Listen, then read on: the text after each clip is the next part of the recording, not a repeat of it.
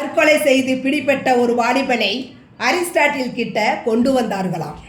Aristotle அந்த நபர்கிட்ட, உனக்கு என்னப்பா பிரச்சனை, எதற்காக தற்கொலை செய்ய முயன்றாய்?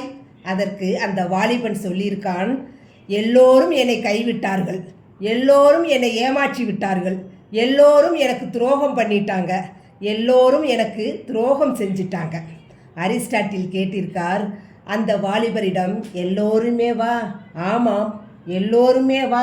ஆமாம், எல்லோருமே தான். உடனே அரிஸ்டாட்டில், எல்லோரும் உன்னை கைவிட்டுட்டாங்க, சரி, ஆனால் நீயுமா உன்னை கைவிட்டுட்ட? நீ உன்னை கைவிடலாமா? வாலிபனுக்கு ஒரு மாதிரி ஆயிடுச்சு. யார் கைவிட்டாலும், எந்த உறவு நம்மை கைவிட்டாலும் நாம் நம்மை கைவிடலாமா என்று அப்போதுதான் யோசித்தான். அரிஸ்டாட்டில் சொன்னது, எந்த உறவு முக்கியமானது தெரியுமா?